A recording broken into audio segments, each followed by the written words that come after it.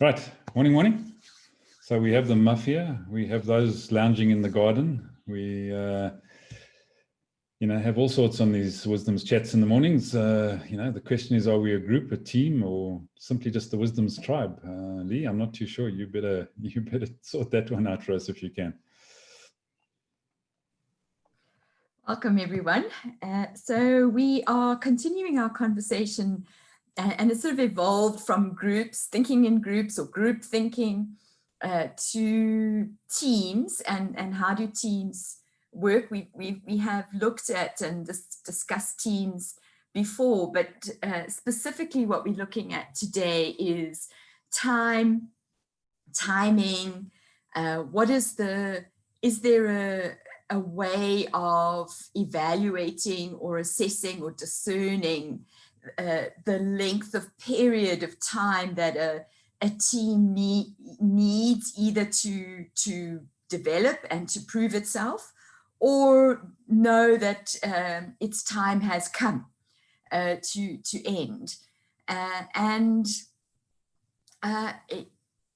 think for me, one of the things that I constantly working with in the various teams that I've worked with over the years is, every team, and it's like life, there are times where things are going smoothly and going well and you're getting results, and then there's times where it drags or it feels like you're not getting anywhere, you kind of get stuck in the mud a bit.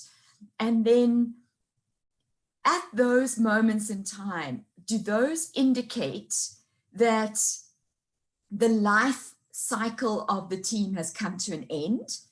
And cut your losses, thanks everybody, great time, we've done our bit? Or do you persevere and say it's just a rough patch and we'll keep going? And I want to use as an illustration, Christopher and I, that's my husband and I, we watched the movie Ford versus Ferrari a little while ago. Now, neither of us are motor enthusiasts, but we were captured by this movie. We found it really fascinating. And what that led to is it's based, if any of you haven't seen it, it's based on the story of the competition between Ford and Ferrari in the racing of the Le Mans 24-hour race, which happened this last weekend. And it's a fascinating race because you have to design a vehicle that is not only fast, because it's a lap, it's not cross country, so they're laps, so it has to be fast, but it also has to have endurance because it's 24 hours. And then, of course, you have to have drivers. So there's teams of drivers, between 2 and 3 in a team, but there's usually a front driver that takes it through.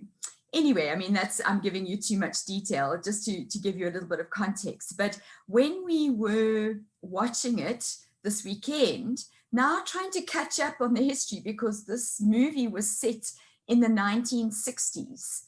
And Ferrari had been dominant. They had won just about every Le Mans race for the last 5 to 10 years. Then Ford took over and they won for the next 4 years. And then Ford dropped off the scene. They have never won another race after 1966. And I don't even know if they put another car into that race.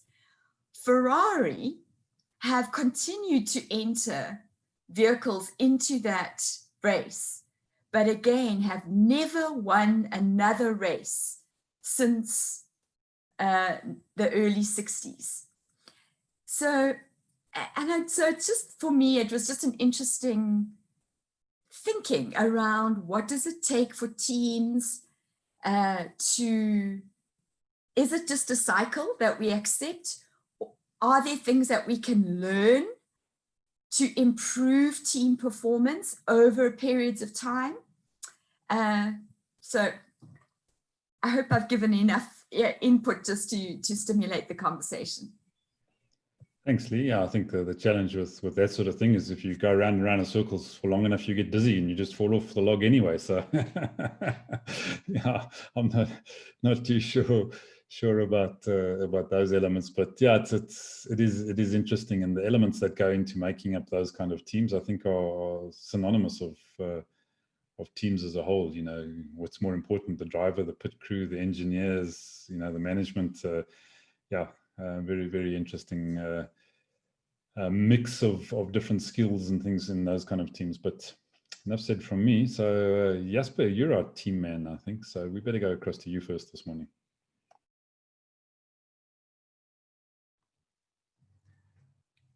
All right. I was never the big sportsman. So when Trevor talked team, he would talk it from a sports perspective. But in my case, I had the privilege of being part of a team story that started in 1989 and basically came to an end in 2002. The period 1989 to 1992, I was outside the team looking in, but I was captured by the clear vision of this team of getting out of the corporate world and doing your own thing, and the leadership and some of the role models were very believable. And that got me onto a path where I finally then went full-time in 1992, and I then became part of the team, the leadership. And 1992 till 1995 was strong growth years where we literally from obscurity came into very strong visibility. And in terms of the network marketing team that I was part of, from being the smallest team in South Africa, it became the #1 team in the world. But that was also the challenging years, because the initial vision was very clearly set out for conditions in South Africa. The growth, however, came from 1994 onwards because of the opening up of foreign markets, which I then became very prominent in together with one or two of my colleagues. And that set us up for a clash with the leader of the team at that stage, because his mind was fixed on South Africa and trying to impose those kind of thinking and rules into foreign cultures and whatever. But the growth that we, from clear vision to call it a clash of vision because of the international market, the years 95 to 98 were very troubling years internally at leadership level, because at growth level, we were now almost all equal in terms of the size of our teams and our authority in terms of the eyes of the company. And it built up stresses and stresses, but the momentum that was started in those earlier years still carried all of us. And then came 1998, which was a shock to my system, that while I was still overseas together with one of my colleagues promoting the business in Uganda, a letter was just circulating saying, all right, the leader basically said, yeah, we are a bad influence in the total organization, and anyone associated with us are expelled. Now, we built that team. We built the rules and it's still continuing to this day on the rules that we built. But the leader just somehow couldn't stand the stresses anymore.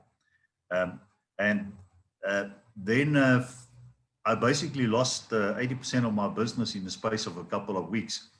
And then but fortunately, it didn't only happen to me, it also happened to quite a few of my fellow colleagues. So we then put together our own team, but we had to do it now with none of the resources. All our resources were tied up in the other team.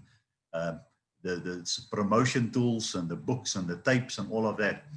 But that was also very good, because we then had to learn to work cross-line with people that you have no financial benefit from. You have to work together for the sake of economies of scale. And that was some golden years for me from a personal development point of view, from 1998 to 2002, and that helped us all to bridge a very troublesome period. I don't know if you guys still remember the Y2K scare of everything is going to collapse and buildings will collapse and planes will fall out of the sky. So nobody wanted to start a new business during that time, and it was during that time that we had to navigate our very, very troublesome period. And then came 2002, and things became calmer, and people realized, all right, the world is continuing. And then when at that stage, by consensus, not because of strife, we then dismantled the last structure that we worked on together from just from a state of economy perspective. So that gave me, in the space of what was it, just over 10 years, the full spectrum of various cycles of team. And I value all of that because what I've done since 2008 with GIG was to apply all the lessons I've learned in building a team. And nothing is perfect because people are dynamic.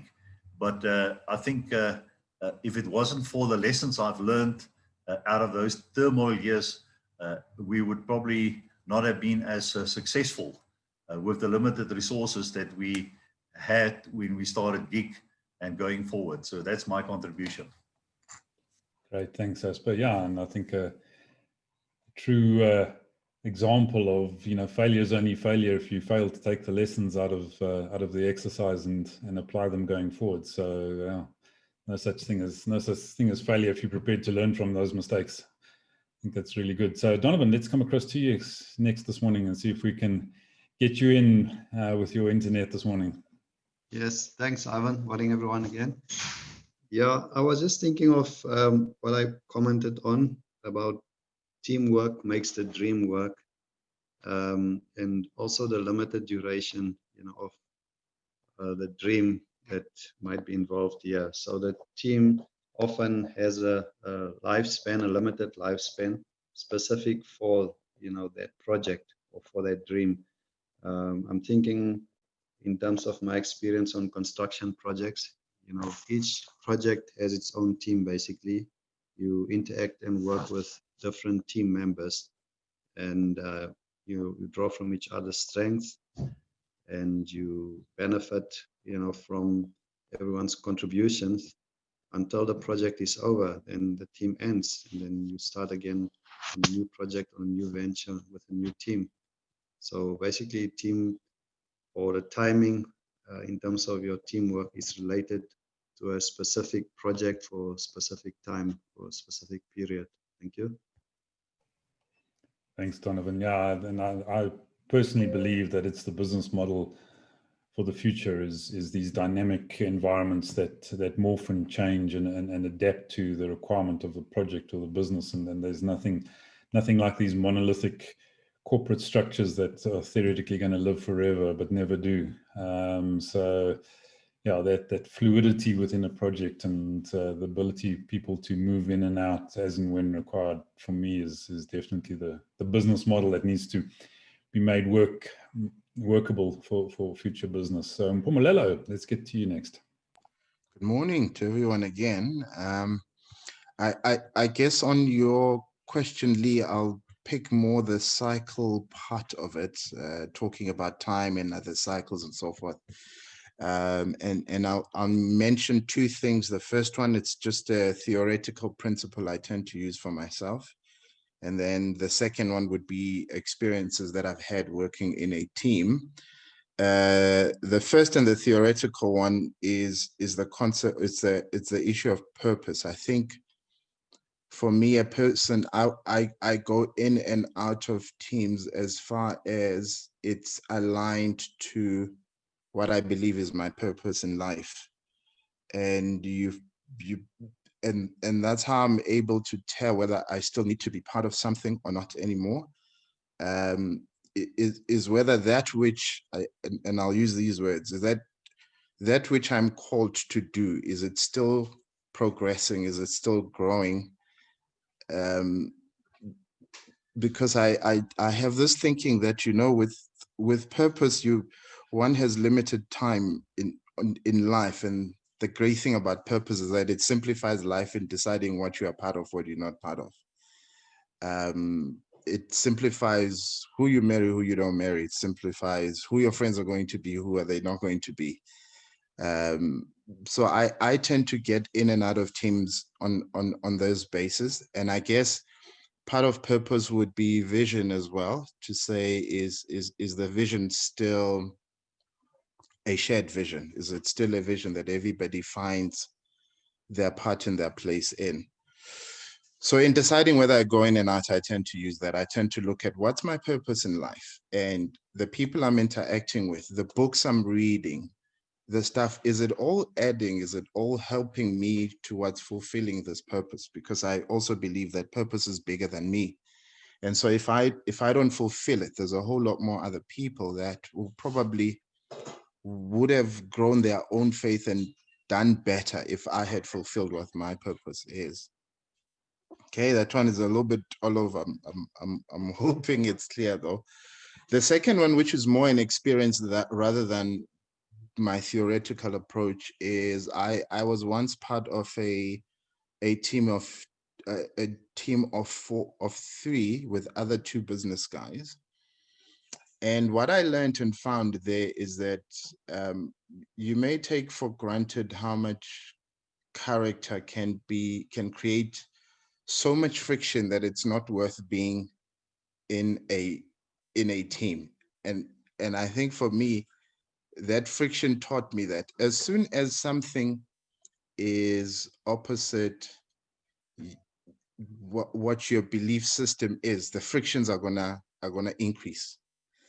And if they increase, cut your losses and leave. I tend to stick longer than I should, because I'm one of those people who tend to feel things will get better, and you keep at it and you keep going and keep going.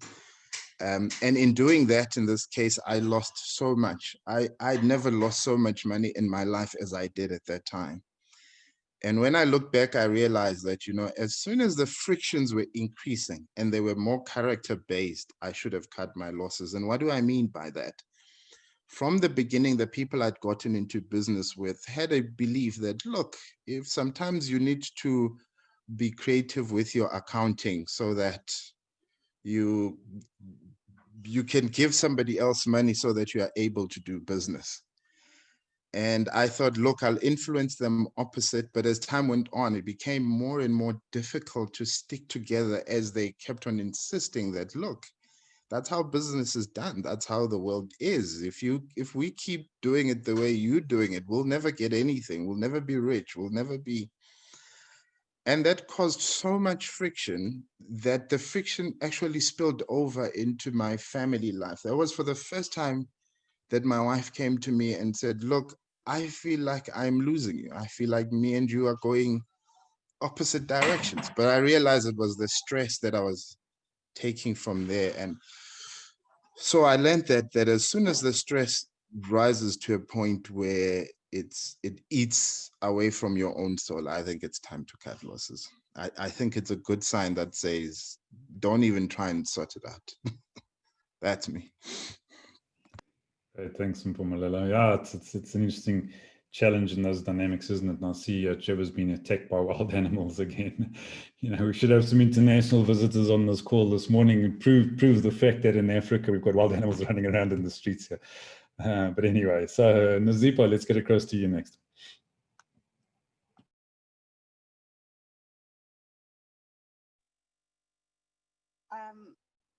Hi, thank you. I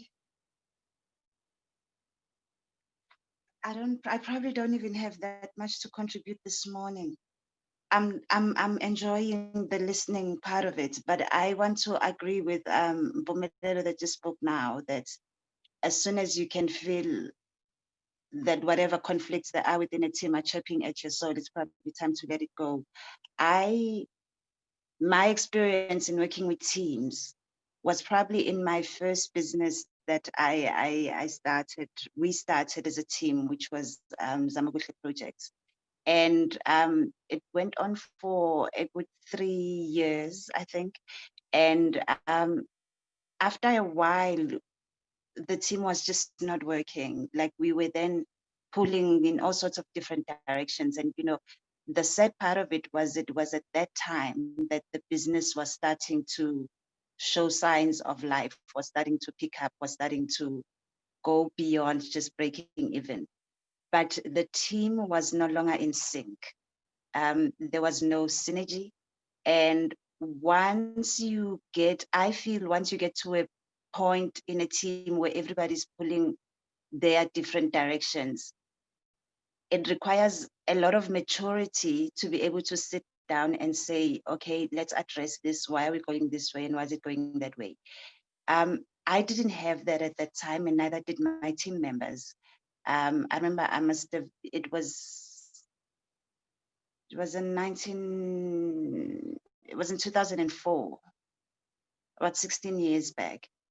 And I didn't have the maturity personally to sit and say, guys, let's try and make this work. I just, you know, I got irritated as well at having to be the one that's constantly pulling the team together.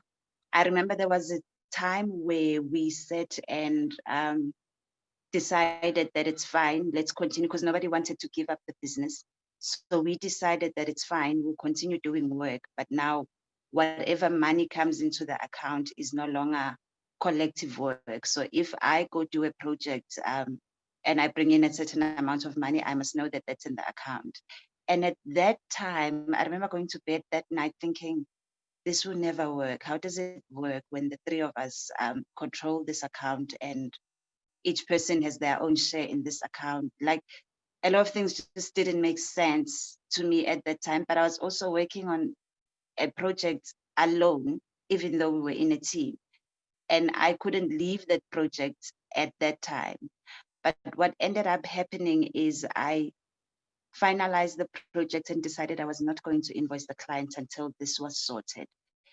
It never got sorted. And I eventually invoiced the client, and I put in notice into a team that I'd rather go my way and go start something else on my own, because I mean, at that time I was literally the only person coming to the office anyway, and I felt it's useless at this point to continue being in a team. And so at this stage though, I try and think at this stage of my life, if I was to be in a team again and I had that particular situation again, it would be easier for me now to sit down and find ways to work around it because of all the experience I've gathered over the years, because now I've learned to speak, now I've learned to voice out, now I've learned to approach and confront things that work and that don't work. So yeah, that's my contribution this morning. Thanks. Great, thanks, Nazipa. After having nothing to contribute, I think you did pretty well. So, so thanks for that. Yeah. Right, Master, let's get across to you next. Yeah, thanks. Quite an interesting topic about the phases in teams and the timing in teams. I think in my earlier, in 2003, when I started being involved in corporate and mixed with politics, one of the things that I've realized is what Mpumelelo touched on. Most of the time, at that particular time or at that stage of my life, or at that phase of my life, I was drawn into existing teams. Now, one of the things with existing teams is that whoever draws you in a team might not be having a purpose for the team, might be having something for his own self-aggrandizement. He wants to achieve a particular goal working in that particular team, and he identifies a skill or a skill or a strength in you that will enhance his role in a team more than what the team is put together to do. And that has been my experience, especially from the political side. I realized very late, 2 years while I was already there, that, you know what, I was drawn into this team for these people or one or two people to achieve particular goals or to extinguish particular fires within the team. And they just saw me as this person that can, you know, bring different things or puzzles together. But actually, because also that you also develop with that particular skill being a threat to some of them and of the team members, because their role become obscured. But also, I was also drawn into another team, which was more business. There's a gentleman that mentored me in my early days, a white fellow who, I mean, in the early days of, you know, BE and stuff like that. But one of the things, look, with him, it was not about him. It was about a message or a purpose that he wanted to achieve in a team, in a project, a civil engineering project. I was not a civil engineer myself, but I had to bring in the social aspect, the social impact and social mobilization in that particular team, which he was struggling to put through to some of the stakeholders who were in there. So my role there was to bring in a perspective which I was quite familiar with, coming from a social mobilization point of view, coming from stakeholder management and stuff like that. And that works so well that you know, in big civil engineering projects, you will have different stakeholders, subcontractors, and stuff like that.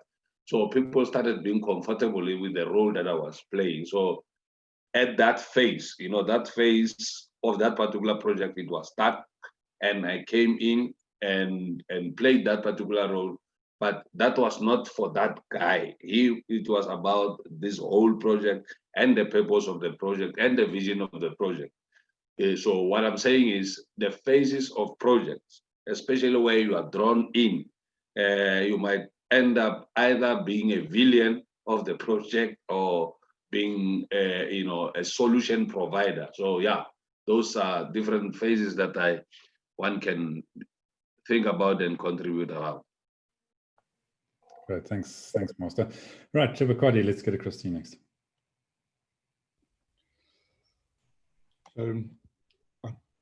I just think about Liverpool, and I go into the 80s, and coming out of the 70s and into the early 80s, they were just the top of their game. And here we are in 2019, 2020, the next time that they win a trophy that they've been after since that period. So what changed? And I think a lot of things are always the same. I think the first thing is it depends up front on what you're defining your end goal is. What's your result or outcome you're looking for? So if you've defined that, and it need not be a concrete end, it can be the end of a phase before the start of a next phase. So that time word is from start to end. It could be the end of a first phase of kicking off a business, or it could be the next phase from where we're now an established business and we want to raise capital on the markets. It could be the next phase, wanting to exit from the business itself. But I think everything comes down to leadership. I think if the vision or the visionary isn't there or changes the game, I think that's the first big tick.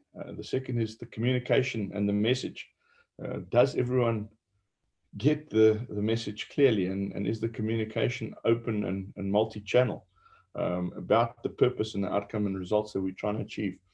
And I think the most important is trust. The moment trust goes in relationships, it's very, very tricky to get it back, and it's inevitably the start of a slow or fast slide in the wrong direction.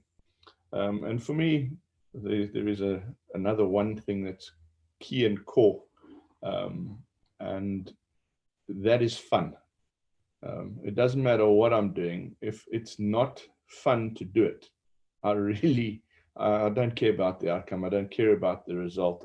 I'm just not going to do it. Life here is so short, and the challenges we have are so big that if we're not going to have fun along the line in terms of getting to the outcomes and results that we want, doesn't matter how we start with the picture or what the end goal is. I'm just not doing it. So if it's fun, I'm in. If the leadership is good, I'm in.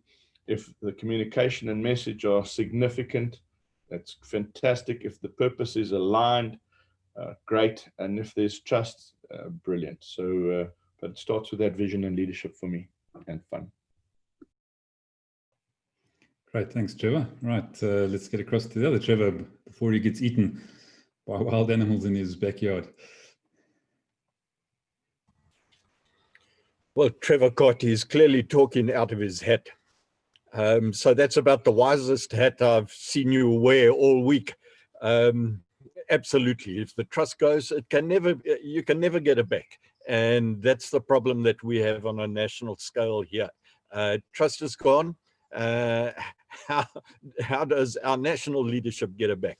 But just on the story of teams, I've just put in there, for me, time is no indicator, nor an excuse for winning teams. I've seen winning teams be developed in 3 days, 3 weeks, 3 months, 3 years. It doesn't matter. It depends on the willingness of the individuals involved to bring their ability together. And as Trevor turned around and said, to commit to a team objective. So whatever the objective is, in fact, I've seen winning teams happen over an 8-hour period, less than a 24-hour day that you can put people together. So it's about ability and willingness to actually work together, total commitment to the team objective. And as you were all talking, I was just going back to how can I say all of these things? Because I've been involved in very long projects and very short projects. And I rewound back. My first experience of a national winning team was in a cadet band. I think I was about 14 years old. And got involved in the school band, and within a couple of weeks of intense practice, not knowing anything to do with an instrument, I was suddenly put into an ensemble, and that ensemble won the national championship. But we worked our butts off to actually do it. And then a year later, I happened to be involved in a surf lifesaving club. And we were selected to a Central Natal Championships. I was there with Oscar's father in one of those teams, and they put me into an under-20 team. I think I was 15 years old, and there were 6 of us. And I think I had the weakest ability in that team, but I was a pretty strong swimmer. And that team came together for about 3 days, trained, practiced, and we won the national championships from nowhere. So SA national champions at that level, it was junior level, admittedly, but I thought we were absolute superstars. But that was all about bringing teams together. And then that translated into water polo teams. So we won under 20s, but we would get together for a week, totally committed. And then, so South African universities, same thing. They would select a side in 8 hours, and we would beat all the provincial champions when we actually played them. But that we had 8 hours to train. And in one of the years, I remember we didn't sleep. And now, as I'm thinking about that, that translates. What I've done in various of the teams that I've been involved with, I've been totally committed, and so have the players that I've actually played with. But because I've been involved in so many different teams, in any one season, I would be involved with 4 or 5 different teams moving from different teams. So I'd be with different players. And what that stimulated in my thinking, the moment I got married, I decided, okay, I'll stop playing the sport. What I'll do is I'll put that into Academy of Learning after other teams that I put together. And I put 3 months solid in working with that team to completely change their direction. They had the ability, and all they needed was total commitment as a team and a direction of where to go. And we changed that into the largest education franchise in the country. And all of that comes together when I think about it. I think Trevor Carty brought up, or someone brought up, the performance of the Springboks. It might have been Lee, of the Springboks last year. They were complete no-hopers, but they were brought together. They all had the ability, and they all totally committed under Al Rossi's vision. So there's no such thing as time. There's no. If you want to achieve, you sit down together and you prioritize, this is what we want to do, and then you focus on that, and you get it done. So that's my contribution. And the crowd roared, yeah. Thanks, Trevor. Excellent. All right. Thanks so much. So yeah, Lee, I think tomorrow morning we're on Trevor Carty's storyline, I think, if I'm not mistaken. Trevor, you still okay for that? All good. Fantastic. So Lee, anything else to wrap up for the morning? Just to say, as Mpumelelo says, you know,